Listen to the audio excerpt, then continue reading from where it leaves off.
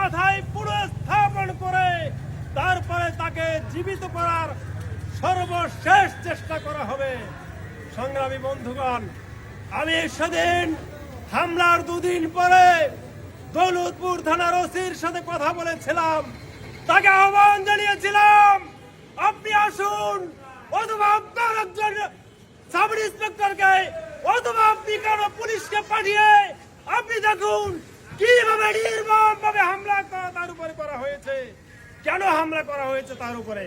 তার কারণ তিনি সত্য কথা বলেন, তিনি সৎ সাংবাদিকতা করেন। আমার কাছে আমার বর্তমান সরকারের কাছে প্রশ্ন হচ্ছে, আমরা বিগত 17 বছরের ফ্যাসিবাদ মুক্ত করে জুলাই আগস্টের ছাত্র জনতার তুখর আন্দোলনের মধ্য দিয়ে যে পরিবর্তিত সরকার পেয়েছি, তার মানে কি এই যে আমরা সাংবাদিকরাও নিরাপদ থাকতে পারবো না? এজন্য তো আমরা এই ফ্যাসিবাদকে মুক্ত করি নাই, ফ্যাসিবাদকে দমন করি নাই।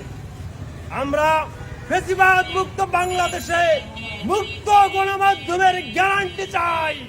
আর তা না হলে আমাদের বিএবিদের সহকারী মহারথী বলেছেন, পুলিশ যদি আগামী 24 ঘন্টার মধ্যে সাংবাদিক ইকরামুল কবিরের উপরে হামলার মূল নায়ককে গ্রেফতার করতে ব্যর্থ হয়, তাহলে ওই দৌলতপুর থানা আমরা ঘেরাও করব।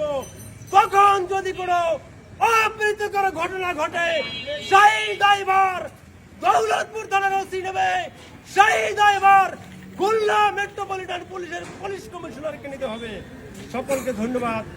আসসালামু আলাইকুম ওয়া রাহমাতুল্লাহি ওয়া বারাকাতুহু।